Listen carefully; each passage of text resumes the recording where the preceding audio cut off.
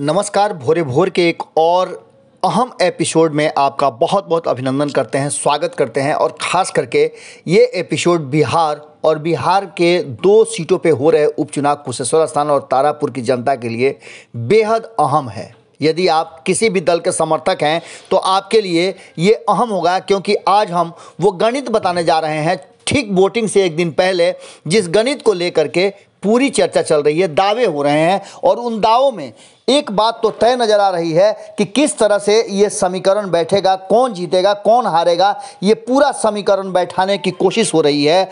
उसके बीच में आपने देखा होगा कि लालू प्रसाद की भी एंट्री हो जाती है। और इन सारी घटनाओं में एक बात तो तय नज़र आ रही है कि कहीं ना कहीं ये दोनों ही सीट बड़ा ही महत्वपूर्ण हो गए हैं, क्योंकि इस पर जहां एक तरफ दाव पर लगा हुआ है नीतीश कुमार का प्रतिष्ठा, वहीं तेजस्वी यादव को ये दर्शाना है कि वो अब बिहार में नंबर 1 की पार्टी है और कभी भी रुख मोड़ सकते हैं। इन सारी बातों के बीच हम आज आपको बताने जा रहे हैं कि चुनाव प्रचार खत्म हो गए एक दिन पहले ही। इसके बाद अब दावे प्रतिदावे हो रहे हैं। लोग इंतजार कर रहे हैं कि 30 तारीख को वोटिंग होगी और वोटिंग के परिणाम 2 नवंबर को आएंगे तो किसके पक्ष में जाएंगे।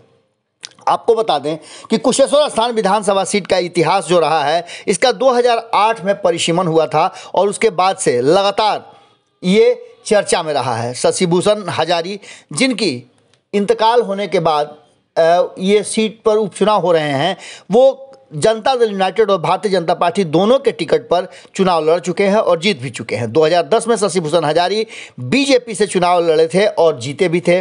वहीं आपको बता दें कि 2015 में शशि भूषण हजारी ने बीजेपी से अलग होते ही नीतीश कुमार के जेडीयू ज्वाइन कर लिया था और जेडीयू से वो लगातार 2015 और 2020 में चुनाव जीते थे। कुशेश्वर स्थान विधानसभा सीट का 30 अक्टूबर को वोटिंग होनी है, जबकि 2 नवंबर को मतगणना होगी।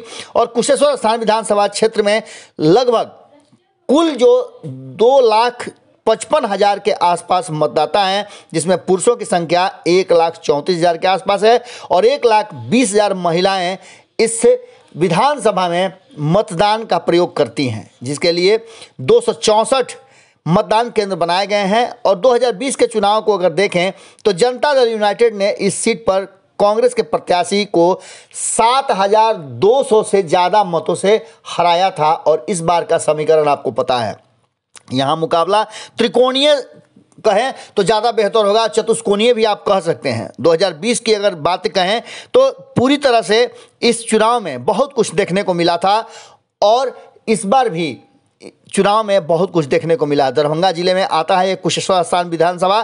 कुशेश्वर स्थान विधानसभा में अगर बात करें तो इस विधानसभा में जातीय समीकरण को देखें तो यहाँ यादव मतदाता 30,000 के आसपास हैं, मुसलमान 26,000 हैं और मुसहर जाति के लोग 25,000 हैं, मल्लाह 25,000 हैं, कुर्मी कोयरी कुशवाहा मिलाकर 36,000 हैं और फॉरवर्ड 25,000 हैं, पासवान 18,000, राम 10,000 और अति पिछड़ा 30,000 और शेष अन्य 30,000 हैं। इन सारे समीकरणों को उठा करके देख लें तो मामला बराबर नज़र आता है, लेकिन इस त्रिकोणीय मुकाबले में कहीं ना कहीं कांग्रेस ने अपना जो एंट्री करके मामला उलझा दिया है। आपको बता दें कि इन जो ये चुनाव हो रहे हैं, इस चुनाव में एक तरफ जहां आपने देखा होगा कि ये आरक्षित सीट है और दिवंगत शशि भूषण हजारी के मृत्यु के बाद उनके पुत्र को इस सीट पर मौका दिया गया है। अमन भूषण हजारी मैदान में हैं और कुल 9 प्रत्याशी इस चुनाव मैदान में उतरे हुए हैं। इनमें से आपको अगर बता दें सीरियली तो जनता दल यूनाइटेड ने अमन भूषण हजारी, जो कि शशि भूषण हजारी के पुत्र हैं, उन्हें उतारा है।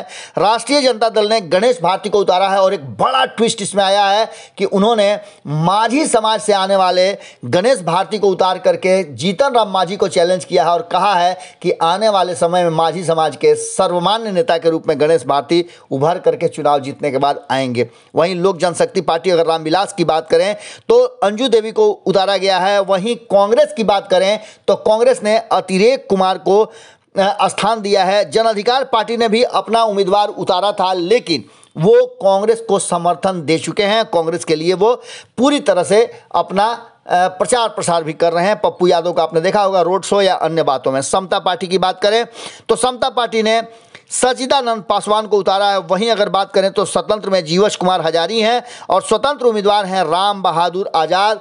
इन सारे लोगों के बीच में 9 लोगों के बीच में घमासान है और 2 तारीख को पता चल जाएगा, क्योंकि जातीय समीकरण के आधार पर अगर देखा जाए तो कहीं ना कहीं कुशेश्वर स्थान में इस बार लड़ाई बड़ी कांटे की हो गई है, टक्कर की हो गई है। और ख़ास करके अगर देखें तो कांग्रेस के विद्रोह करने के बाद राष्ट्रीय जनता दल बहुत ज़्यादा दावे कर रही थी, इस बार संभावनाएं बन रही थी, लेकिन इन सब के बावजूद मामला दिलचस्प हो गया है। अगर इन्हीं सब बातों को कहा जाए तो हम जब अगले जो दूसरे विधानसभा क्षेत्र हैं उसकी बात करें तो वहाँ के गणित कुछ अलग हैं। अगर बात करें तारापुर के, तो तारापुर में भी पूरी तरह से ये दोनों के दोनों जो आमने सामने लड़ने की तैयारी कर रहे हैं, चाहे वो नीतीश कुमार हों या फिर बात करें तेजस्वी यादव की, तो तेजस्वी यादव ने तो बिहार में नीतीश कुमार के सबसे प्रबल जो विरोधी हैं लालू प्रसाद को मैदान में उतारा है। और मैदान में उतारने के बाद कहीं ना कहीं एक बात तो साफ नज़र आ रही है कि अब स्थिति जो है यहाँ तारापुर में कुछ अलग ही देखने को मिल रही है। तारापुर में जो स्थिति है उसके अनुसार आप कह सकते हैं कि तारापुर विधानसभा में जो वर्तमान परिस्थिति है उसमें जी जान लगाए हुए हैं ये सारे क्षत्रप जितने भी हैं। इन सब के बीच में एक बात तो तय नज़र आ रही है कि तारापुर विधानसभा में जो मतदान होने हैं 30 तारीख को, उस मतदान को लेकर के पूरी तैयारियां कर ली गई हैं। 2 सीटों पे जो हो रहे हैं उसमें तारापुर भी एक सीट है, 30 अक्टूबर को यहाँ भी मतदान होने हैं। और वहीं एक संदेश स्पष्ट रूप से कांग्रेस ने दिया है कि वह आरजेडी की पिछलग्गू नहीं है और ये मामला सबसे ज़्यादा महत्वपूर्ण होता है। यहाँ आपको बता दें कि यहाँ कुल 8 उम्मीदवार जो हैं वो अपने भाग्य का आजमाइश कर रहे हैं। जनता दल यूनाइटेड ने राजीव कुमार सिंह को मौका दिया है एनडीए के उम्मीदवार के रूप में। वहीं राष्ट्रीय जनता दल जो कि अकेले चुनाव लड़ रही है, महागठबंधन इसको नहीं कहा जा सकता है क्योंकि कांग्रेस ने स्पष्ट कर दिया है कि महागठबंधन तो रहा नहीं, अरुण कुमार साह को मौका दिया है। और यहाँ भी तेजस्वी यादव और लालू प्रसाद ने एक बड़ा दांव खेला है जिसकी चर्चा हम आगे आपको करेंगे। लोक जनशक्ति पार्टी ने कुमार चंदन को मौका दिया है, रामविलास पासवान की जो लोक जनशक्ति पार्टी है। वहीं कांग्रेस ने राजेश कुमार मिश्र को मौका दे करके एक नया ट्विस्ट किया है। अगर बात करें द पुरल्स पार्टी जो है उसमें वशिष्ठ नारायण को मौका दिया है और राष्ट्रीय जन संभावना पार्टी उपेंद्र सहनी को मौका दी है। वहीं अगर बात करें तो बिहार जस्टिस पार्टी ने भी अपने उम्मीदवार को मोहम्मद जसीम को उतारा है। संजय कुमार, दीपक कुमार, धर्मेंद्र कुमार, अंशु कुमारी, शिव गांधी निर्दलीय के रूप में लड़ रहे हैं, यानी कि मुकाबला यहाँ दिलचस्प हो रहा है। और तारापुर सीट पर 2 परिवार का खासा दबदबा रहा है। एक तरफ जहाँ शकुनी चौधरी जिनके साथ आपने तस्वीरें देखी होगी कि हाल फिलहाल में ही तस्वीरें आई थी, उपेंद्र कुशवाहा उनके साथ मुलाकात कर रहे थे, इनका काफ़ी दबदबा रहा है। और दूसरी तरफ अगर बात करें शकुनी चौधरी को आप जानते हैं सम्राट चौधरी के पिता हैं और लंबे समय तक इस क्षेत्र के राजनीति पर उनका दबदबा रहा है। वहीं अगर बात करें तो मेवालाल चौधरी का भी पिछले कई वर्षों से दबदबा रहा है, उनकी पत्नी भी यहाँ से विधायक रही हैं। 35 सालों से दबदबा रहा है इन दोनों का। शकुनी चौधरी जब जेडीयू में आ गए हैं, जबकि उनके एक बेटे सम्राट चौधरी बीजेपी में हैं और नीतीश कैबिनेट में पंचायती राज मंत्री भी हैं। मुंगेर जिले की तारापुर विधानसभा सीट जमुई लोकसभा क्षेत्र में आता है। जेडीयू विधायक डॉक्टर मेवालाल चौधरी के निधन के बाद यहाँ सीट खाली हुई थी और इसको लेकर के तेजस्वी यादव ने नीतीश कुमार पर हमला भी किया था कि स्वास्थ्य व्यवस्था इतनी खराब है जिसके कारण उनकी मृत्यु हो गई थी, उन्हें उचित इलाज नहीं मिल पाया था। इन सारी बातों को लेकर के तारापुर में हुए शुरुआती 3 चुनावों में कांग्रेस का कब्जा रहा है, जबकि आपको बता दें कि 1967-69 के चुनाव को कांग्रेस को हारना पड़ा था और 1972 में एक बार फिर से कांग्रेस की वापसी हुई थी। 25 साल तक शकुनी चौधरी इस क्षेत्र पर कब्जा किए। 1985 में तारापुर के लिए ऐसे राजनीतिक बदलाव का समय आ रहा था जब शकुनी चौधरी को अपना जनप्रतिनिधि चुना। 1985 में तारापुर के लिए ऐसे जनप्रतिनिधि का बदलाव समय की मांग थी और वही वो समय था जब लालू प्रसाद भी पूरी मजबूती के साथ उभर कर सामने आ रहे थे। शकुनी चौधरी 1985, 90, 95, 2000 और 2005 में विधानसभा चुनाव में तारापुर सीट पर कब्जा जमाए रखे हुए थे। 25 साल तक शकुनी चौधरी तारापुर सीट पर एक छत्र राज करते रहे थे। प्रतिनिधित्व के बाद राष्ट्रीय जनता दल को यहाँ पहली बार जीत 2000 में मिली थी चुनाव, जबकि शकुनी चौधरी ने इस बार आरजेडी के टिकट पर चुनाव लड़ा और जीत हासिल की थी 2000 में। अब इसके बाद आपको बता दें कि 2005 में शकुनी चौधरी जीते, 2010 में पासा पलटा और नीता चौधरी जो कि मेवालाल चौधरी की पत्नी थी वो जेडीयू से चुनाव जीती। उसके बाद से उनकी मृत्यु के बाद मेवालाल चौधरी 2015 और 2020 में चुनाव लड़े और उनकी असामयिक निधन के बाद यहाँ उपचुनाव हो रहे हैं। आपको बता दें कि 2020 में भी मेवालाल चौधरी की जीत हासिल हुई थी, उन्हें मंत्री भी बनाया गया था, लेकिन भ्रष्टाचार के आरोप लगने के बाद उन्होंने इस्तीफा दे दिया था और उसके बाद उनकी तबीयत खराब हो गई थी। आपको बता दें कि इस पूरे कवायद में जो चीज़ें सामने आ रही हैं उसमें 2005 में हुए विधानसभा चुनाव में राष्ट्रीय जनता दल को 41% से अधिक वोट मिले थे, वहीं जदयू को 40% वोट मिले थे। 2010 की बात करें तो राष्ट्रीय जनता दल को लगभग 26% वोट मिले थे और ये सिलसिला लगातार जारी रहा। आपको बता दें कि इस चुनाव क्षेत्र में जमुई संसदीय क्षेत्र के अंतर्गत ये तारापुर विधानसभा आता है और मुंगेर जिले में आने के बाद यहाँ के लोगों में चुनाव को लेकर के और लोकतंत्र को लेकर के उत्कंठा हमेशा रहती है। चुनाव में जब 30 तारीख को वोट देने आप जाएंगे तो यहाँ के आंकड़े और जातीय समीकरण भी आपको खासे प्रभावित करेंगे।